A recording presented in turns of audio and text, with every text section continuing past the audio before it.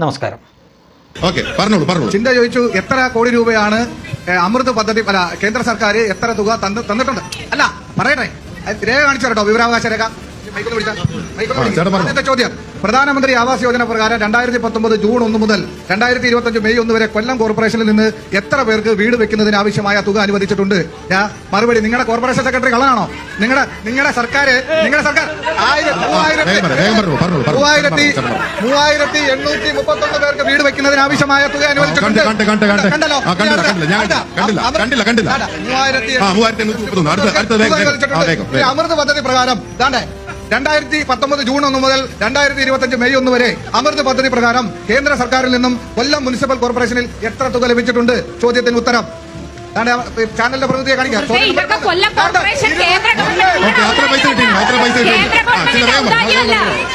ഇത് കേന്ദ്ര ഗവൺമെന്റിന്റെ ഔദാര്യമല്ല, ജനങ്ങളെ തെറ്റിദ്ധരിപ്പിക്കരുത്. കേന്ദ്ര ഗവൺമെന്റിന്റെ ഔദാര്യമല്ല. രേഖ വെച്ചാണ് സംസാരിക്കുന്നത്. കൊല്ലം കോർപ്പറേഷന് CPM-ന്റെ ചിന്താ ജെറോം തേഞ്ഞൊട്ടി ഇല്ലാതായി എന്ന് തന്നെ വേണമെങ്കിൽ പറയാം.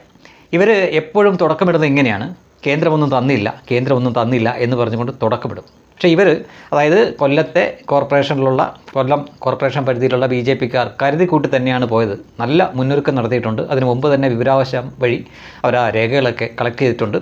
തെളിവ് സഹിതമാണ് അവിടെ പറയുന്നത്. ചിന്തയ്ക്കൊന്നും പറയാനില്ല, മറുത്തൊന്നും പറയാനില്ലാത്തതുകൊണ്ടാണ് ചിന്ത പറഞ്ഞത് അത് കേന്ദ്രത്തിൻ്റെ ഔദാര്യമല്ല, കേരളത്തിന് തരേണ്ടതാണ്. അല്ലയോ ചിന്ത, കേരളമാവട്ടെ കേന്ദ്രമാവട്ടെ ഒരാളും ഒരു ഔദാര്യവും ആർക്കും കൊടുക്കുന്നില്ല.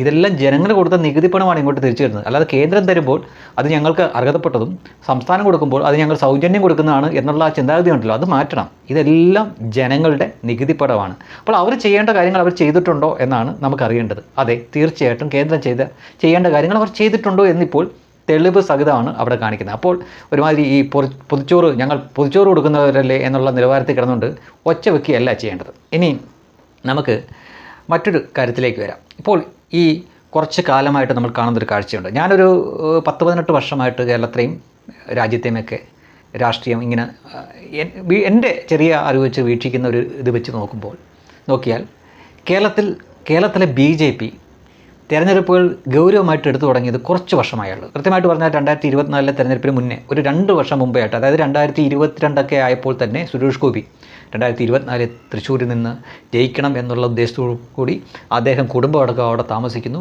മാത്രമല്ല അവിടുത്തെ പ്രവർത്തകരെയൊക്കെ അദ്ദേഹം ഒത്തുകൂട്ടി.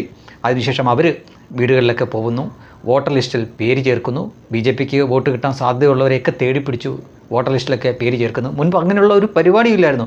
തെരഞ്ഞെടുപ്പ് പ്രഖ്യാപിച്ചു കഴിഞ്ഞാൽ പോലും ഈ എല്ലായിടത്തും സ്ലിപ്പ് പോലും കൊണ്ടുകൊടുക്കുന്ന പരിപാടിയൊന്നും നേരത്തെ ഇല്ല. അങ്ങനെയൊന്നും പലയിടത്തും BJP പ്രവർത്തകരെ കണ്ടിട്ടുമില്ല. അതെല്ലാം മാറി എല്ലായിടത്തേക്കും BJP-യുടെ പ്രവർത്തകർ പോകുന്നു, ആളുകളെ കാണുന്നു. വോട്ട് കിട്ടിയാലും ഇല്ലെങ്കിലും എല്ലാ വീട്ടിലും കയറുന്നുണ്ടോ എന്നവർ ഉറപ്പിക്കുന്നു. അത് 2024 തെരഞ്ഞെടുപ്പിന് മുമ്പായിട്ടാണ് അവർ തുടങ്ങിയത്. അതിൻ്റെ ഫലം 2024 ലോക്സഭാ തെരഞ്ഞെടുപ്പിൽ കാണുകയും ചെയ്തു. BJP എപ്പോഴെങ്കിലും ഇവിടുന്നൊരു ലോക്സഭാ MP ഓപ്പൺ ചെയ്താലും, അതായത് അക്കൗണ്ട് ഓപ്പൺ ചെയ്താലും അത് ഇത്ര വലിയ ഭൂരിപക്ഷത്തിൽ കിട്ടും എന്ന് ആരും BJP-ക്കാർ പോലും വിചാരിച്ചില്ല. ആ സ്ഥാനത്ത് 3/4 ലക്ഷം വോട്ടിനാണ് BJP-യുടെ സുരേഷ് ഗോപി ഇവിടുന്ന് ജയിച്ചു പോയത്.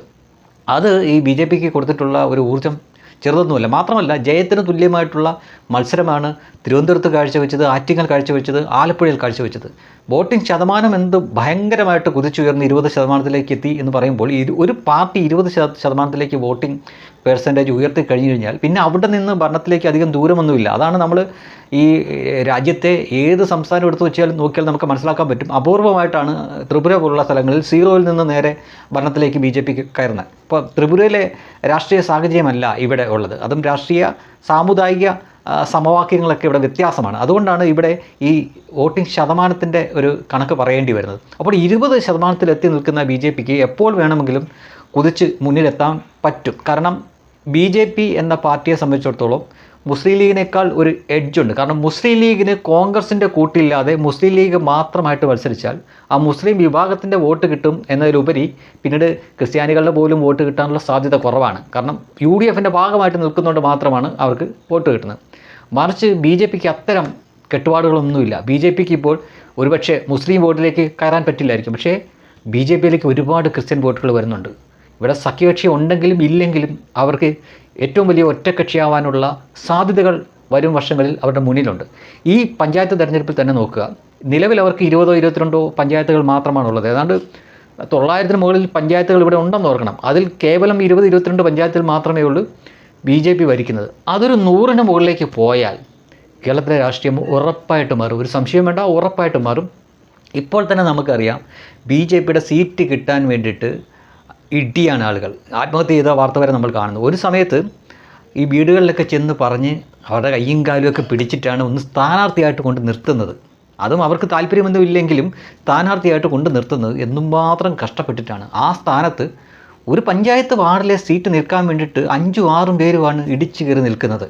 അതിൽ ആർക്കെങ്കിലും ഒരാൾക്ക് കൊടുത്തു പോയാൽ ബാക്കിയുള്ളവർക്ക് പിണക്കമാണ്. ആ രീതിയിലേക്ക് BJP മാറിയിരിക്കുന്നു. ഇന്ന് അവർക്ക് പ്രവർത്തകരോ നേതാക്കളുടെ ഒരു അഭാവവും ഇല്ല, ഒരു ക്ഷാമവും ഇല്ല ശരിക്കും പറഞ്ഞു കഴിഞ്ഞാൽ. അതല്ലായിരുന്നു ഒരു 5-8 വർഷം മുമ്പുള്ള അവസ്ഥ. അതിൽ നിന്ന് മാറിയിട്ടുണ്ടോ? തീർച്ചയായിട്ടും BJP ഒരു 100 പഞ്ചായത്തുകളിലേക്ക് അവരുടെ ഭരണം വർദ്ധിപ്പിച്ചാൽ ഈ സുനാമി ആയിരിക്കും പിന്നെ ഇവിടെ സംഭവിക്കാൻ പോകുന്നത്. മറ്റു പാർട്ടിയിൽ നിന്നൊക്കെ ഒരുപാട് നേതാക്കളും അണികളും ഒക്കെ BJPയിലേക്ക് ഒഴുകി വരും. അപ്പോൾ ഇത് ഞാൻ പറയാനുള്ള കാരണം, ഇപ്പോൾ ഈ നടക്കുന്ന ത്രിതല പഞ്ചായത്ത് തെരഞ്ഞെടുപ്പിൽ BJPയുടെ മുന്നൊരുക്കം നോക്കുക. എല്ലായിടത്തും അവരുടെ പ്രവർത്തകർ ആത്മാർത്ഥമായിട്ട് പണിയെടുക്കുന്നുണ്ട്. വേണ്ട ഡേറ്റകളെല്ലാം അവർ കളക്ട് ചെയ്യുന്നുണ്ട്. അതുമായിട്ടാണ് ഇതുപോലുള്ള സംവാദത്തിന് വന്നിരിക്കുന്നത്.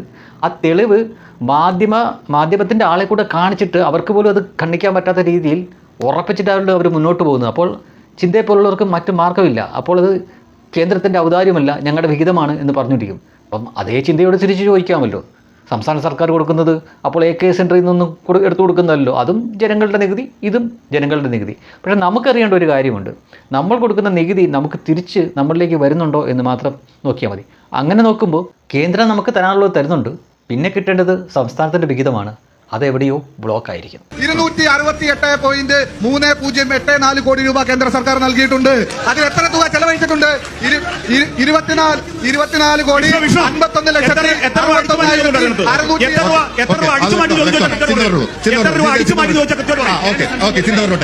മുനിസിപ്പൽ കോർപ്പറേഷനിൽ എത്ര തുക ലഭിച്ചിട്ടുണ്ട്? ചോദ്യത്തിന് ഉത്തരം ചാനലിന്റെ പ്രതിനിധിയെ കാണിക്കാം. ഇതൊക്കെ കൊല്ലം കോർപ്പറേഷൻ കേന്ദ്ര ഗവൺമെന്റ് ഇത് കേന്ദ്ര